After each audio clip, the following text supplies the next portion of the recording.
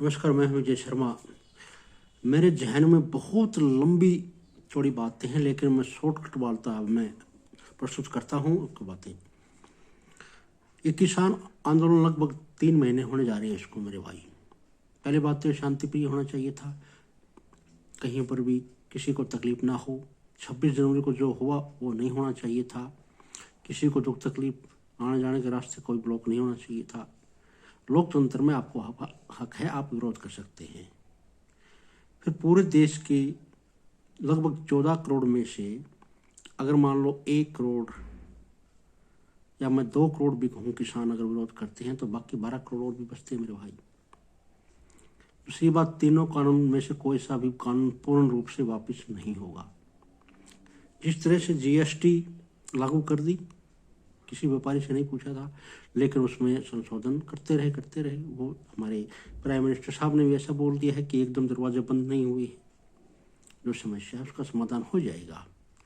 फिर दूसरी बात, भी राकेश टिकैत यूपी से बिलोंग करते हैं, जबकि उन्होंने अपने यूपी में तो चक्का जाम किया नहीं। उन्होंने हमारे हरियाणा पंजाब में आप लोगों ने इतना फेमस कर दिया उसको।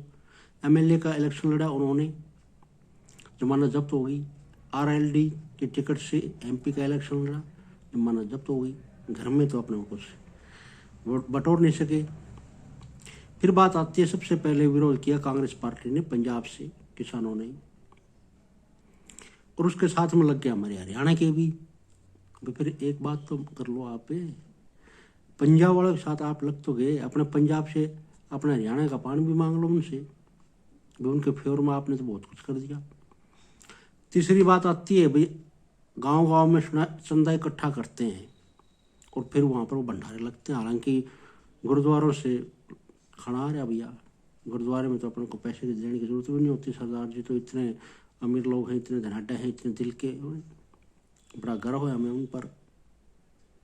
वो तो आपसे पैसे लेने की कोई ज़रूरत भी नहीं उनको। आप चंदा इकट्ठा करते हैं, कहाँ क्या खाते हैं, क्या पीते हैं, कैसे रहते हैं। विरोध करना है तो जिसको भी अपने हिसाब से करना चाहिए। विरोध तो भूख हड़ताल से भी होता है, अनशन से भी होता है, वो छोड़ना चाहिए। आप तो ज़्यादा खाना खा रहे हो, वहाँ पर भी चंदा मिल रहा है तो ज़्यादा खाना खा रहे हो, तो फिर क्या फर्क क्या पड़ता है, बैठे रहोगे। मेरे कहने का मतलब ये नहीं है कि मैं किसान विरोधी हूँ, लेकिन शांति प्रिय भी होना चाहिए और कुछ सोचना भी चाहिए, जहन में भी होना चाहिए। और फिर आप बोलते हैं कि ये कानून लागू हो गया तो पता नहीं क्या होगा। अरे बच्चा पैदा पहले हुआ नहीं है, उससे पहले आप सोचते हो कहीं पैदा होने के बाद बीमार ना हो जाए, कभी उसको पैरालाइज नहीं हो जाए, कभी उसको निमोनिया नहीं हो जाए, कहीं बड़ा एक्सीडेंट ना हो जाए, कहीं हार्ट फेल ना हो जाए। बच्चा पैदा हुआ नहीं पहले, उसके बारे में आप ये सोचने लगे, पहले देख लेते। फिर भी आपके समझ नहीं आए तो होल्ड करने के लिए भी 2 साल 3 साल तक भी होल्ड करने के लिए भी बोल दिया। तो उन्होंने शांति प्रिय जो भी करना है संशोधन कर लो, अपने घर जाओ। क्यों बड़े बुजुर्ग वहाँ बैठे हैं, दुख तकलीफ हो रही है, कुछ समझ में आ रहा है या नहीं भी आ रहा है। तो मेरे भाई, रही बात मंडियों में, तो और ज़्यादा कुछ ना कुछ और कोशिश किया है और सुविधाएं दी हैं। अच्छा, फिर दूसरी बात आती है, बहुत से बोलते हैं अरे यार 82 करोड़ को 2 किलो रुपए 3 किलो रुपए अनाज गवर्नमेंट कहाँ से देगी, सब व्यापारी खरीद लेंगे। तो कोई भी किसी भी देश की सरकार है, उसके सब कुछ उसके नियंत्रण में होता है। आयात हो, निर्यात हो, स्टॉक हो, पहले कोई भी सरकार, हम तो अपनी सरकार की बात करें, पहले भारत सरकार अपना वो कोटा पूरा जारी रखेगी हर साल। और फिर मंडियों में जो एमएसपी न्यूनतम समर्थन मूल्य है वो तो लागू रहेगा, था 1966 से लागू हो, आप ये मत समझो अभी लागू हुआ है। और वो भी सबको मिलेगा, अगर गवर्नमेंट जिसको देना चाहेगी 2 रुपये 3 किलो रुपये, फिर बंद कहाँ से होगा। फिर एक बात बोलते हैं, अरे जो व्यापारी बोलेगा वही फसल पैदा करनी पड़ेगी। अरे भैया, हमारे हरियाणा पंजाब में गेहूँ और धान पैदा होते हैं, अगर वो बोल देगा भाई सेब लगाओ, उस ज़मीन पे सेब लग जाएगी क्या। वो बोल देगा यार खजूर पैदा करो, यार काजू पैदा करो, बादाम पैदा करो। जिस ज़मीन में जो फसल की पैदा होती है। ये पहले कपास की खेती होती थी 95 से पहले, कितनी होती थी पंजाब के अंदर, पूरे देश में सबसे ज़्यादा। अब क्यों नहीं लगाते भाई कपास, अब नहीं हो, धान हो रही तो धान ही लगाएंगे ना। तो कपास अगर बोलते हैं व्यापारी कपास लगाओ, कहाँ से लगाएंगे वो, कैसे लगाएंगे? तो धान ही लगेगी जिस फसल, जो फसल होती है जिस जमीन पर। तो मेरे भाई ये कोई डरने वाली बात नहीं है, कुछ भी नहीं है। फिर वैसे तो भारतीय जनता पार्टी तो गलत वैसे भी नहीं कर सकती।